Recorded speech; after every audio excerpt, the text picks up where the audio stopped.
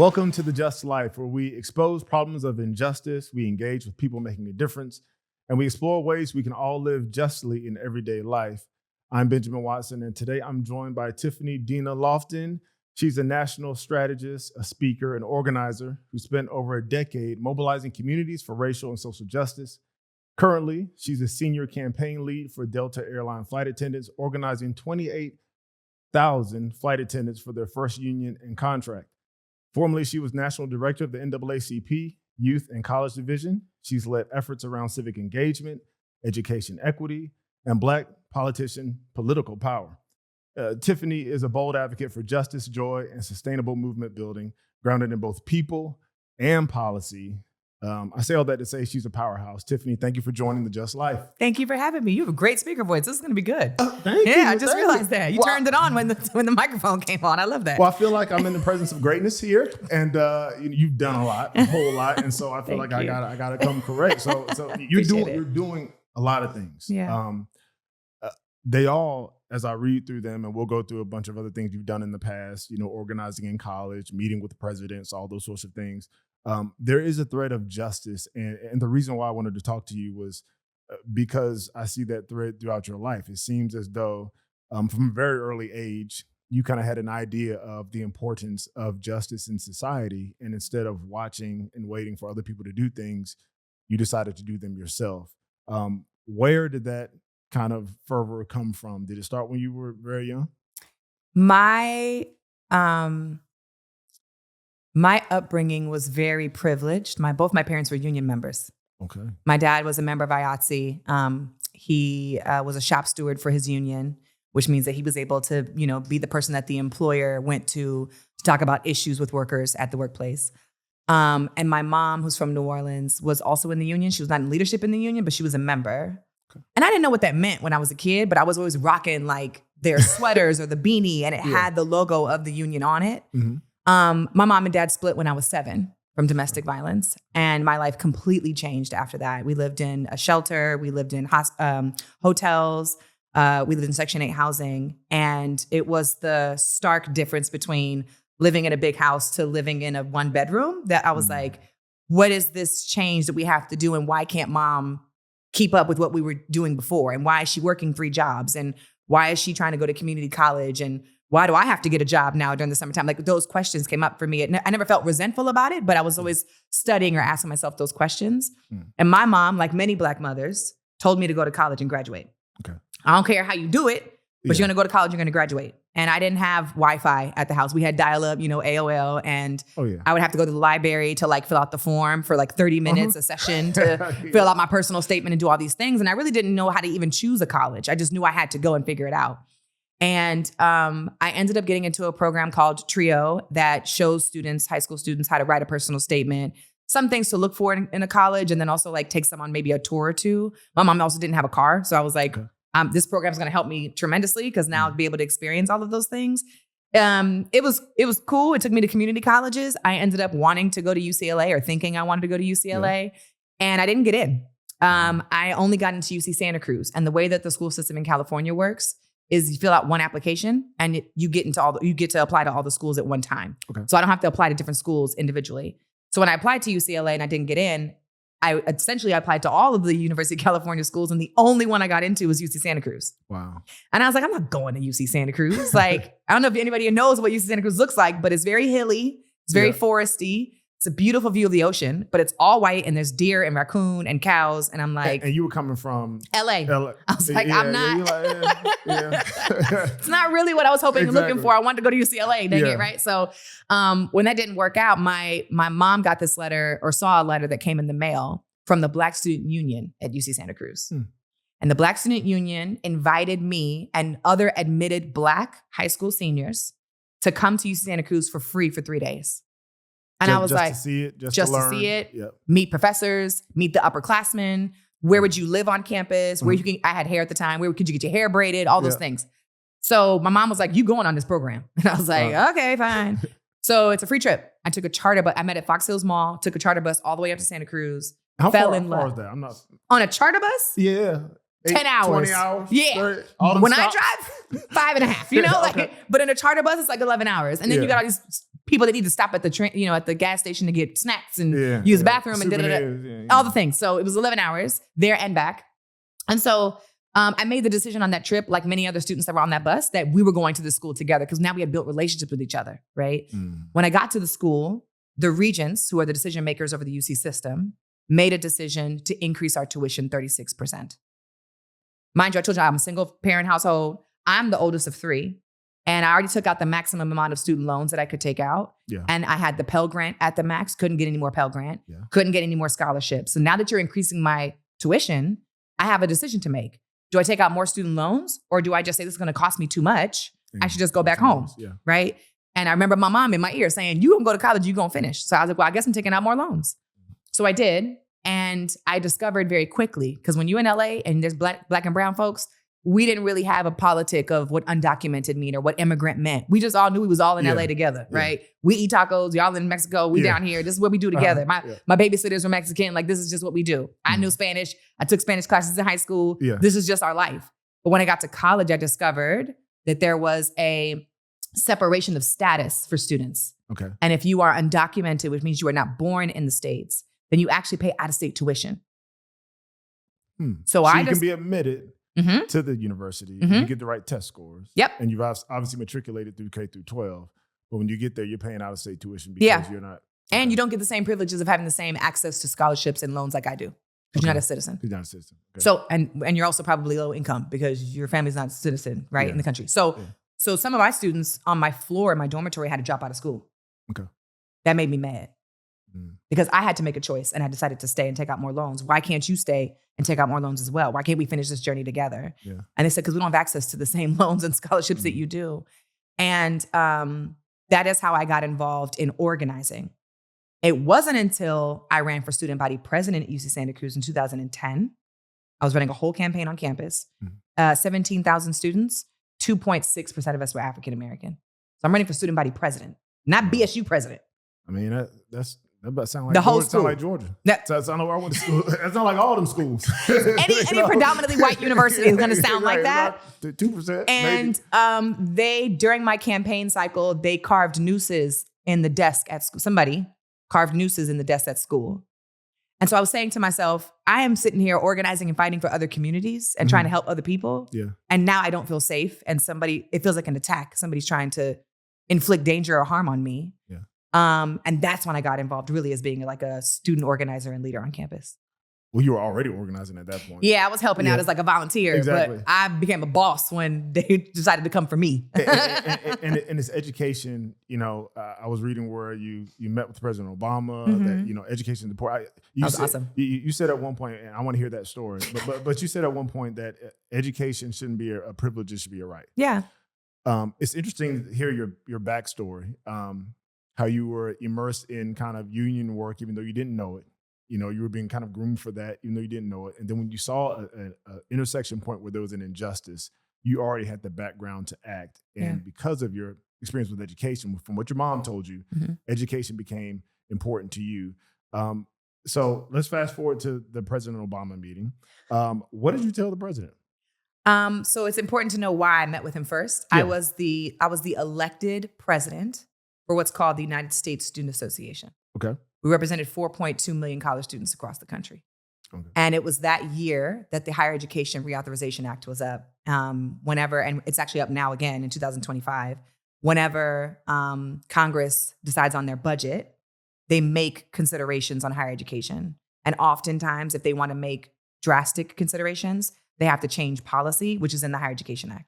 Okay. So college students from across the country went to DC to say, you need to save higher education and fund the Pell Grant at its max level. Mm-hmm. We need you to support, diversity, equity, inclusion. We need you to support what's happening across the country. We need to make the FAFSA easier and in different languages so that other students and parents can fill it out. We need you to make a public student loan forgiveness program. We need you to do all these things. And so my job as the elected leader of all the students across the country was to meet with President Obama, along with other partners, to say to him, we need to prioritize higher education. Here are things that students on campus are dealing with on a daily basis that are not being taken care of, that you just need to be aware of. Yeah. And here's what we're going to Congress to advocate for. So when Congress passes it, we need you to sign it. And what did he say to you? he nodded. He listened to all of us. Of course. He nodded. Uh-huh. And then he shared what he was working on and what he was doing. You know what's really interesting about this story? We had a meeting with him right after, like seconds after. A smaller meeting. Yeah. Smaller meeting, right after he gave his speech about Trayvon Martin. Yes. I don't know if you remember that. He said, I could have been Trayvon Martin. Yeah. Well, no, he said it could have been my son. It could have been his son. That's Yeah. right. That's right. So he did that in a press conference. And then he had the meeting directly after that with us. Mm. And he shared with us his priorities for higher education. Like, yes, he believed that students should have access to higher education, that it shouldn't be as expensive, that he wants to make it more affordable. There's only so much that the White House can actually do. Yeah. So he was saying, if you tell Congress to do it, I will sign it. And then the meeting was over. And I'm going to admit to you, like, I look poised now telling you the story. Oh, no. I mean, I was look, geeked. I don't, Are you kidding me? I don't care if you're a Democrat, Republican, if you voted for a president or didn't. When you're in the presence of a president, that's like, right. Depends on the president. No, but still, you're gonna have some type of emotion. Yeah. Yes. Like, charged. You're gonna be charged. Like, you're gonna be a little off your game, for me. Yeah. So that's definitely normal. So you blacked out. Is that what you telling me? You have no idea what happened. I don't want to make a long story. Here's what I'll tell you. I told you where I'm from. Yeah.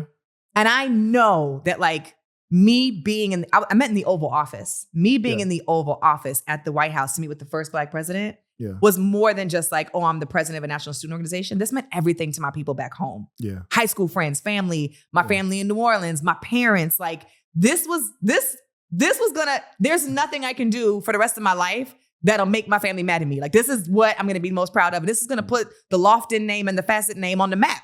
We met with President Obama through Tiffany, right?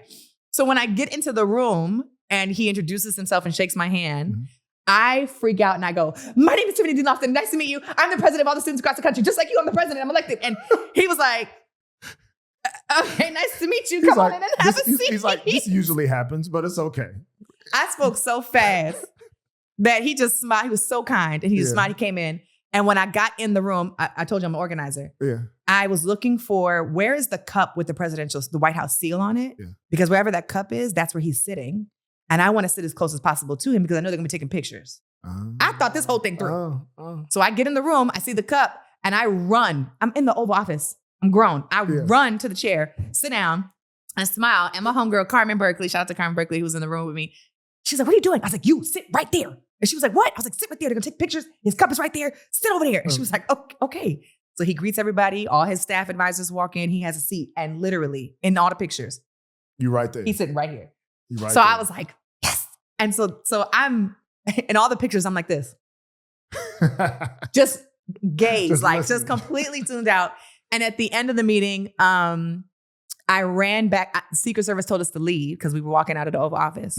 I ran back into the Oval Office while he was preparing for his next meeting or whatever. I took off the button of my organization and I gently creeped up on him and I said, President Obama. I said, Mr. President. And he turned around. I said, sir, I'm so sorry. I know I'm about to get in trouble. This is the pen for my organization. I was wondering if you would have it and wear it. It mean a lot to our students. He was so kind that he was like, come on, let's take a photo together. And I got my solo photo with President Obama after that meeting with the pen and he's holding it. And President Abraham Lincoln standing right behind us in the photo. You go. It was a really good. You got to say, everybody in my family has that photo hung up on the wall.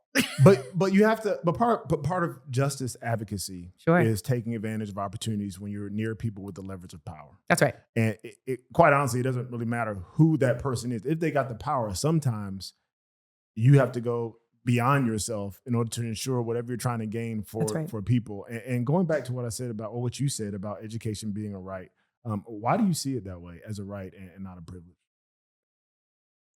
Interesting phrasing. Why do I see it that way? Yeah.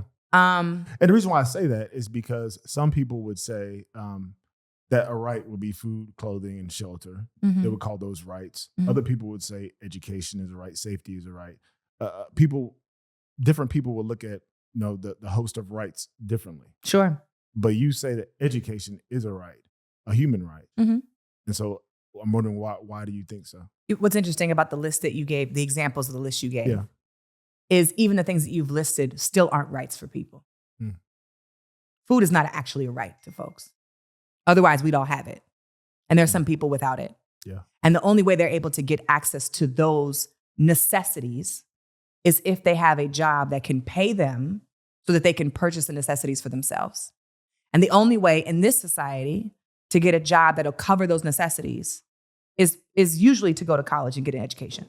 Yeah. Is to figure out what is the skills, not only academically, but also socially, also like theoretically, also just like in practice, to be able to go to college and experience those things. And we've been told in the American dream that if you go to college, you get a good job and you work hard, then you can have all the things that you want to have. Yeah. And I didn't share this part of my story, but my uncle, George Loftin, who recently transitioned, he lived on Skid Row in Los Angeles for many years after the crack pandemic. Okay. So I know what it's like firsthand to have family members who are without housing, food, work, don't have options to redemption, don't have options to programs that support them. And we have seen time and time again, and we know from data that people who graduate college are more successful. People who have union contracts are more successful. People who have access to information and education are more successful. And so I just believe that it's a right for people to be able to have knowledge and information and the educational experience so that they can take care of themselves once they get out. Exactly. Yeah. Well, I appreciate you explaining it that way. And you talk about unions. You know, I spent a lot of time in the NFL. I know. The NFLPA was our union.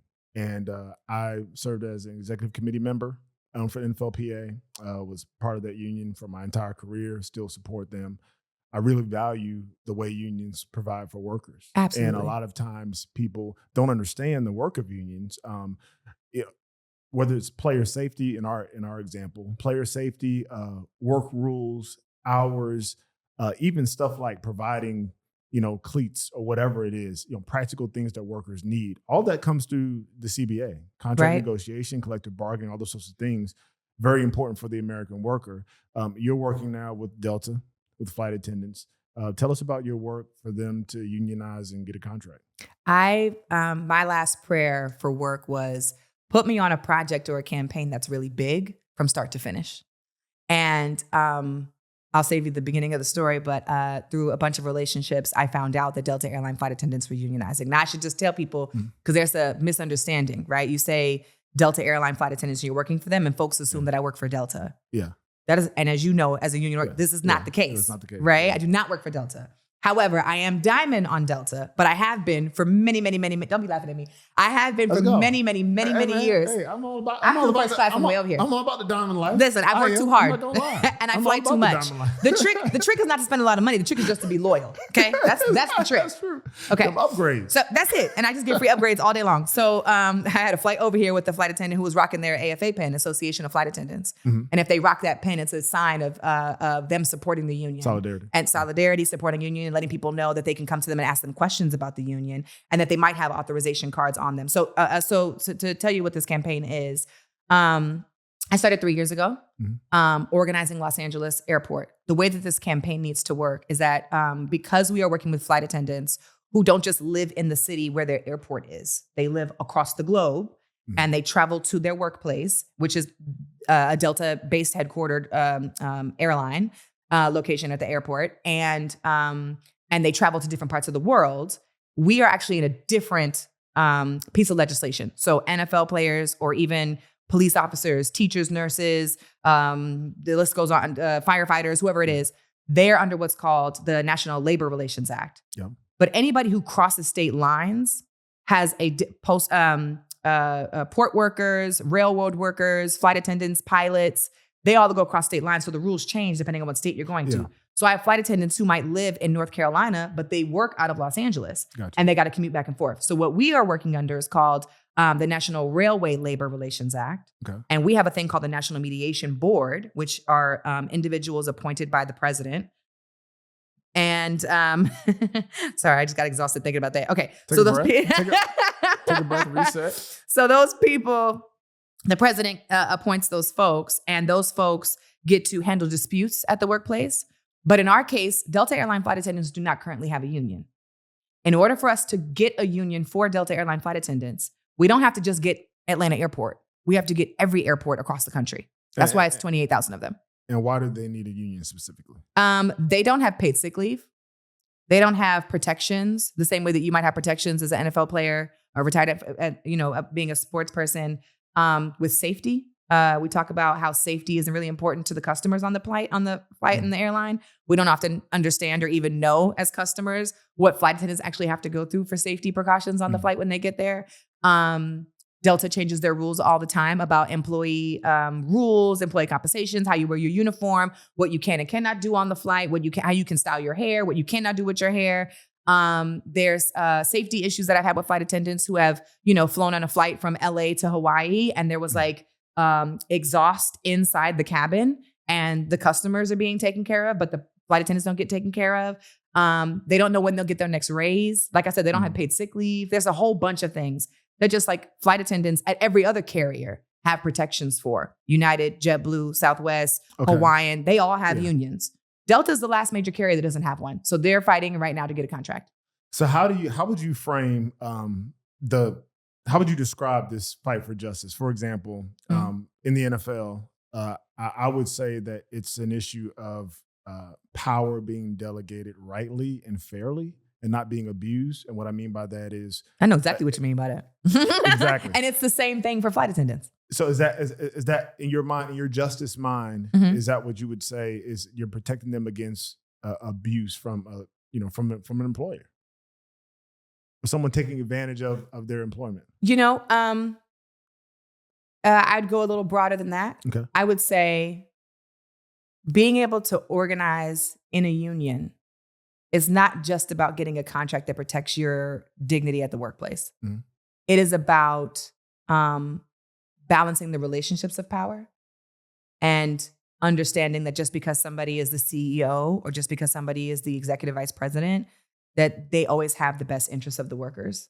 Their first interest is usually not the workers. Yeah. It's their sales. It's how much money it's how successful the corporation can be. It's how successful the brand can be. And so workers should have a seat at the table to make decisions about their safety, about their work conditions. Flight attendants for a very long time didn't have the right to even keep their job after they got pregnant. Once women who were flight attendants got pregnant and they, came off from maternity leave, the airline would just let them go and get a new young flight attendant who could do it and start all over, who didn't have kids. Which goes all the way back, not only to your education example, but the idea of being able to purchase food, clothing, and shelter. 100%. How you gonna take care of your kids? You ain't got no job. Exactly. Yeah.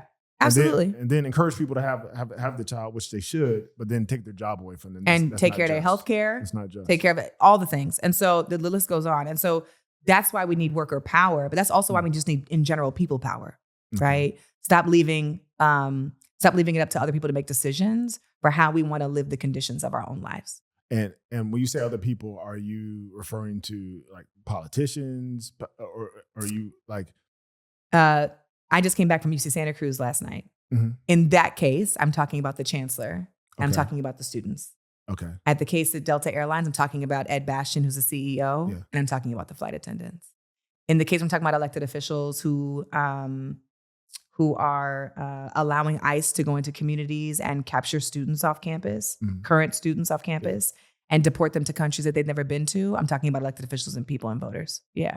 So it just depends on which one we're talking about. So voting is important. Absolutely. Organizing is important. Mm-hmm. Would you say that those two things are more important for long-term change when it comes to justice as opposed to policy? Because a lot of the national media, and even when we talk about politics, presidential elections, we'll focus so much on who's going to be elected, and it's important. We'll focus on some national broad sweeping policy that we need, which is important.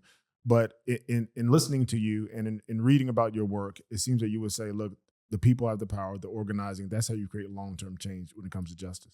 We have to think about it that way. And here's why. Voting and people outlast how policy changes. Policy changes every day. One day they want this, the next day they want that. One day decision maker says we're doing this, next day they say we're doing that. We can have an elected official who has a term for 4 years, and then once they leave, everything gets erased, and now we got to do something completely brand new. But the thing that remains constant and that institutionalizes the power that we have is people and voting. Now, my mentor, Cortland Cox, who's a veteran for SNCC, the Student Nonviolent Action Coordinating Committee, he is famous for saying, voting is necessary, but it is not sufficient. And I agree with that. It's part of the equation. It's part of the equation. It's not the whole answer to all of our problems. Absolutely not. Yeah. But it is a part of the solution. And I fundamentally believe that as somebody who has worked in electoral politics for a very long time, and also ran my own elections 8 times in one. I see the power of how elections actually work.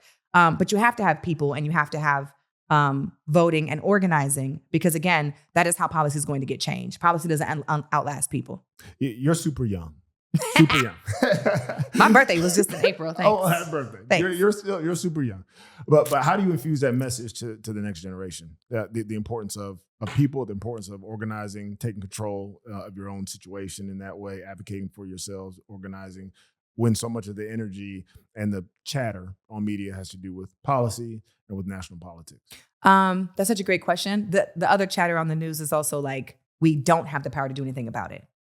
Yeah. That's the other piece too, right? Yeah. It's like, That's you true. know, what do we do when they're raising our tuition? Oh, well, they voted. I guess that's what we're going to have to just do. It's like, no, actually, Yeah. my work is so rooted in the belief that people have their own power, and also that they can improve the conditions of their communities if they organize and participate in democracy. And so all that to say, in short, young folks are looking for ways, looking for real examples of how to actually win real campaigns.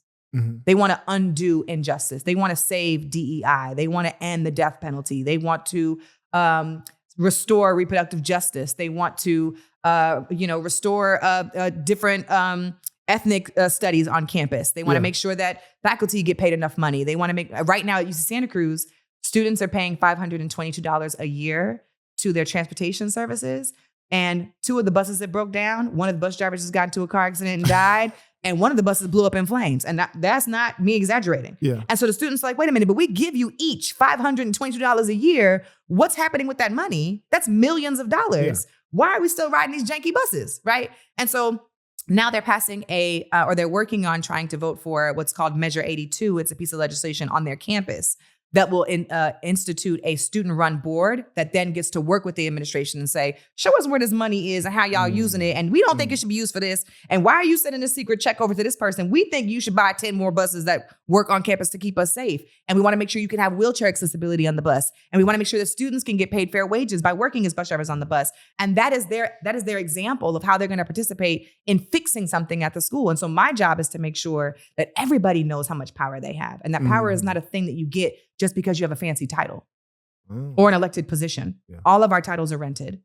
So our job is to make sure that we understand how power moves from person to person. Is that part of your work with the United States Student Association? You seem to have a big heart for students. Is that fair to say? It is, but I don't know why I'm resisting that. Yeah. I don't know why I'm resisting that. I mean, at this point, they keep asking me to help. That's what I feel like keeps happening. Yeah. Well, I mean, college for a lot of people, especially for you, is very transformative. Absolutely. And it seems a lot happened in college to kind of boost you to where you are now. Absolutely. So it makes perfect sense. I don't know why I just can't move on from college. Yeah. Well, I mean, at some point you will, but you know, we're all called to be where we're supposed to be. Amen. Yeah, true. And so along those lines, like, how do you decide where Tiffany is going to pour her energies?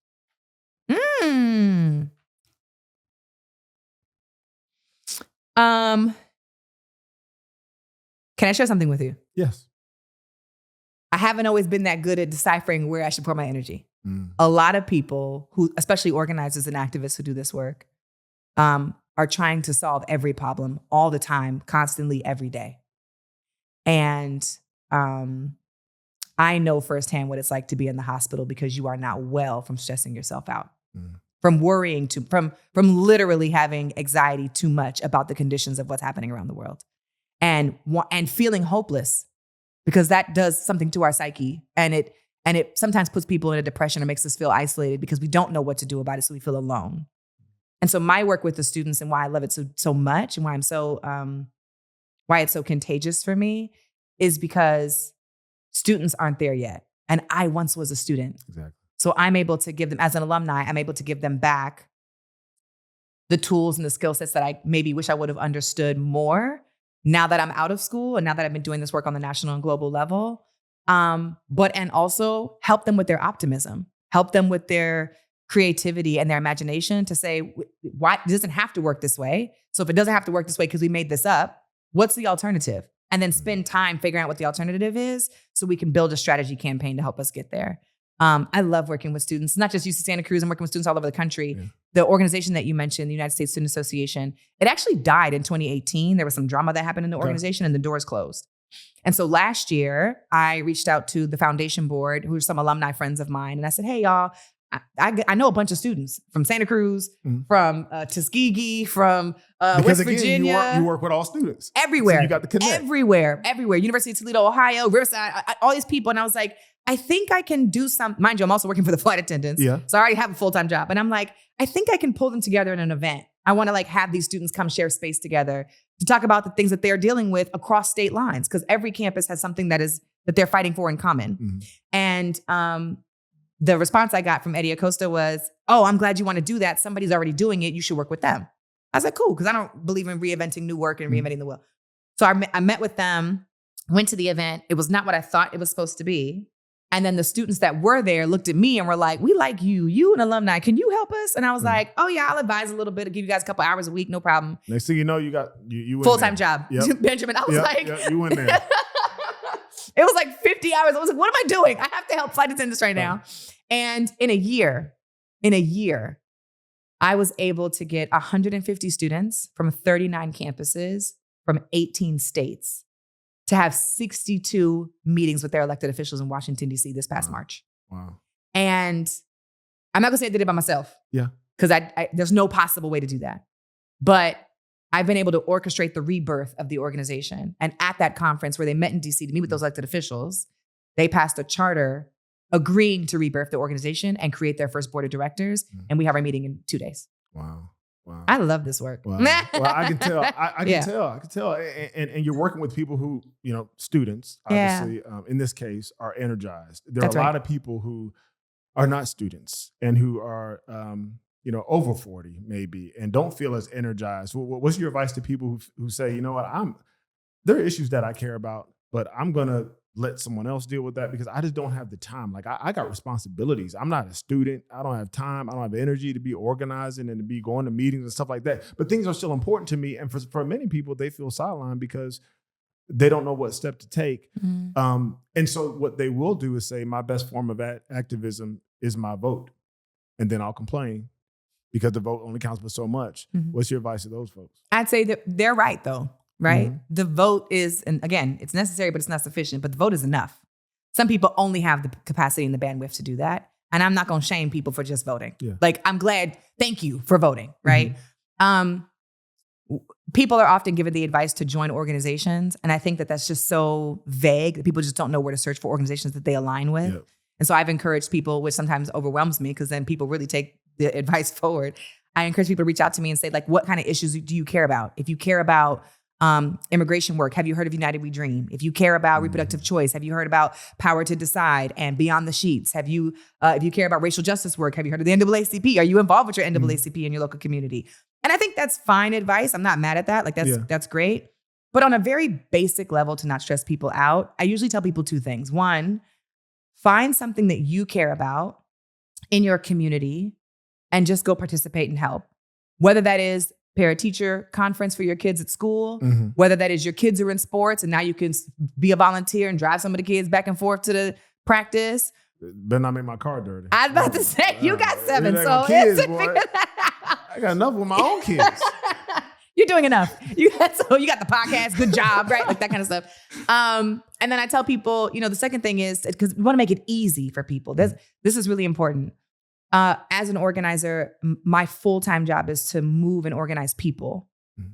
And so because I have to consider people, I have to think about what is the risk that they are able to take and how do I make sure I'm not wasting their time? Mm-hmm. So I'm not going to ask people to do a bunch of things that I think is going to waste their time. And I have to also then understand or do a diagnostic of what their time looks like. You got 7 kids. You shouldn't be driving no bus back and forth to basketball practice. I drive a bus every day. You already got your kids in the bus, right? So I'm not going to ask you to go pick up other kids. But what we might ask you to do is, hey, you used to work at the NFL. Maybe you can do some advice or some coaching or some training for some of the students on your time off on Saturday or Sunday. Can you come after church? And you might say yes to that because I know your personal background. Mm-hmm. I know what you care about. I know you got kids that are already over there playing sport. And so you might more likely say yes to supporting and coaching kids in that way. And that's what we need to think about asking people to do, not just arbitrarily join an organization. Mm-hmm. But then the second thing I ask people to do is really important. Find something that you have no idea how it works, join a community that you have no idea how they move or what they believe or what they want, and be an ally and learn how to support them. Learn something. Learn something. Go support and help them. So I sit on the foundation. Get out the silo. Anybody. And you don't have to stay there, right? You don't have to stay in the organization. But let's find another organization for you to be a part of or you to support. So don't do things that you identify with. I do not identify as undocumented. I sit on the foundation board for United We Dream, which is the largest immigration justice organization in the country. Mm-hmm. And I want to learn and be supportive and help, and then also find ways to connect their work to the students that I'm working with across the country. And it's been super helpful for me just as an organizer and an advocate to support that community legally, also in other ways, and then also to help the students that I'm working with now so that they can be better advocates as well. Yeah. So we got to find both. We got to help us, and then we got to help somebody else. Yeah, I want to get your opinion on faith, religious institutions, and injustice. But first, I want to kind of ask you. You mentioned being focused on the things that are important to you, which is obviously what you're doing, the student advocacy, those sorts of things. If you looked around the landscape, even globally, when it comes to injustice, what are some places where you've either been involved in the past or you think in the future you may want to be involved and have a voice in?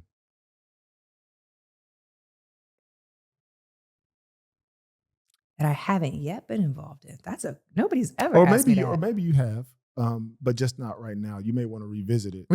Or are there some places that you haven't, some things that you haven't necessarily been involved with? And you say, you know what, at some point, this is a problem. Yeah. I just don't have the capacity to get into that right now. That's a long list. Give me my phone. I've made a list of my notes already. Like, we need to figure out why we got to pay for hospital parking. I don't understand that. That's like simple stuff.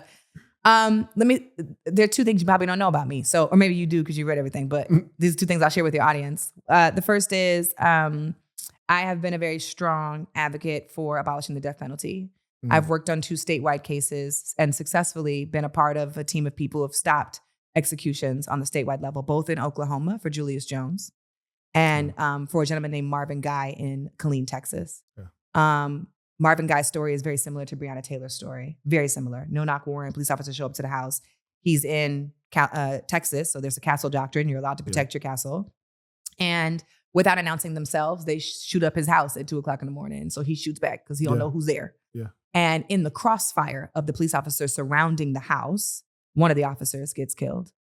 And Marvin Guy sat in jail, not prison, jail for 8 years without a trial. Wow. You hear what I said? Okay. I heard you. Without a trial, sat in jail for 8 years. When you sit in jail for that long, you lose everything. Everything. Relationships, job, obviously job. That's the first thing to go. First thing. Your house, your friends, your family, your kids, your loved one, because his girlfriend was in the bed with him. Everything is gone. Everything is shifted. And I think about what I have been able to accomplish and do. And I've been to 47 countries.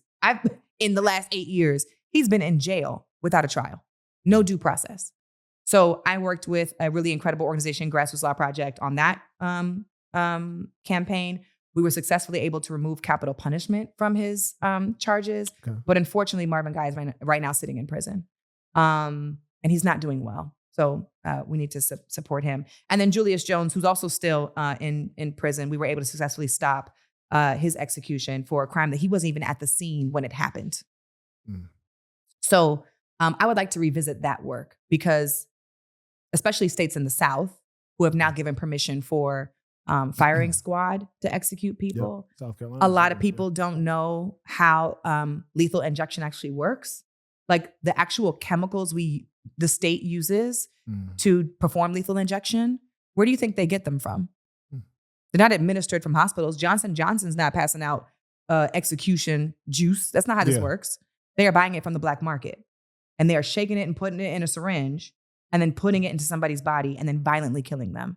So everybody thinks that lethal injection is the calmest way to like let somebody go. Yeah. And so I really feel called and committed to making sure that I am always a strong advocate and ally and want to be more of a support leader in organizing to abolish the death penalty in the United States of America. So let me pull that thread a little bit more on the death penalty specifically. I know there was something else you were going to mention, but like, why do you feel like the death penalty is unjust? A few reasons. One, first, it doesn't work.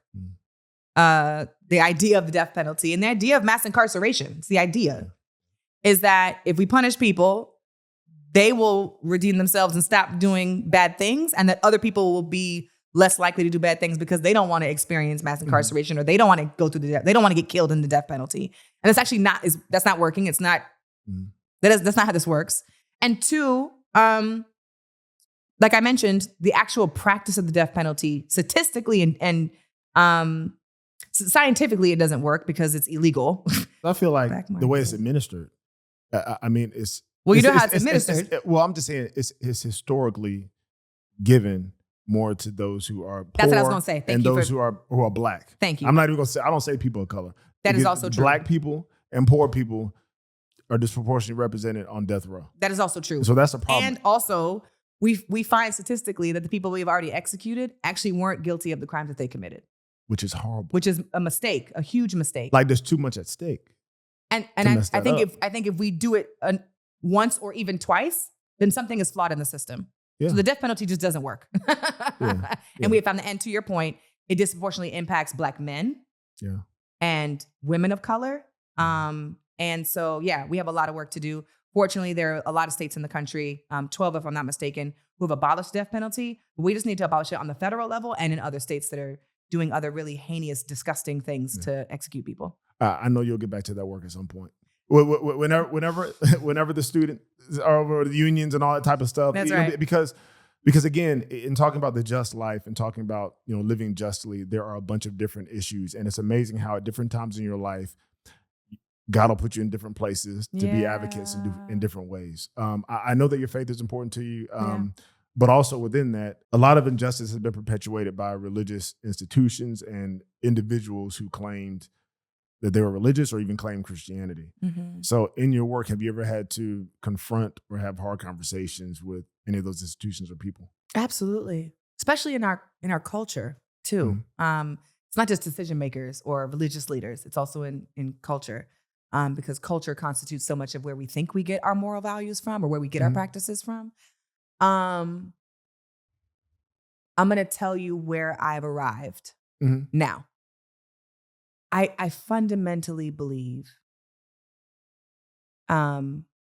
without question, that human beings have rights, and that as other fellow human beings on this planet, we are required. It is so necessary for us to respect other people's rights, and for us to keep each other safe.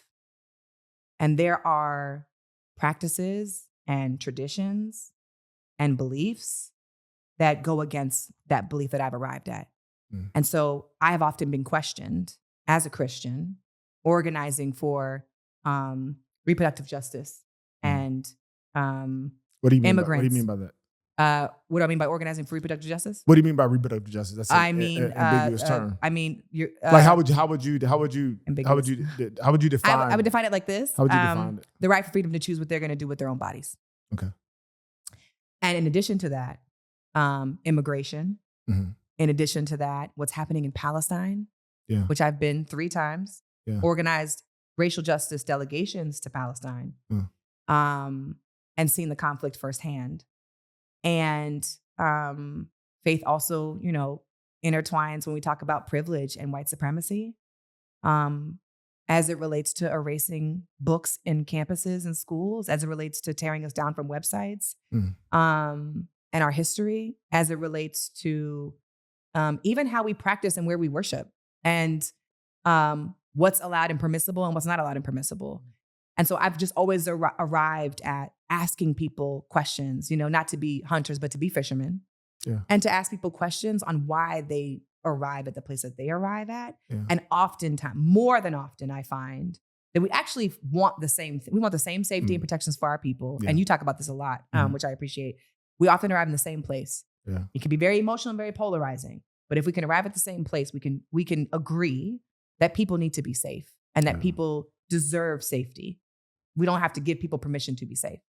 And so that's where just I arrive. I think that I have had the privilege of attending churches with really progressive leaders and pastors who take these conversations very seriously and understand that their role in the pulpit is to not just fantasize about salvation, but to really talk about what's happening right now. So when we leave the church doors, we have what God told us or what he wants to prepare us with for the rest of the week, not just so that I'm a good Christian and I'm not doing things that I'm not sinning, but that I can actually navigate injustice in our country, at my job, in my friend group, in our communities.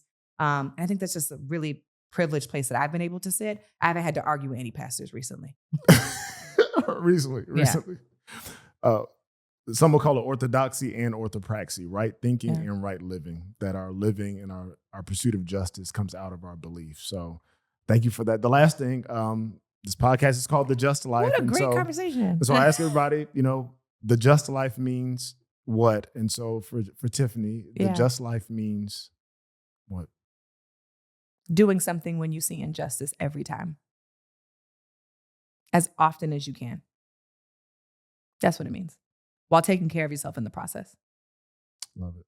Yeah. Well, thank you for your time. My thank pleasure. you for what you're doing. Thank you. You've been an encouragement. Thank you. What a great conversation. Thanks for the questions.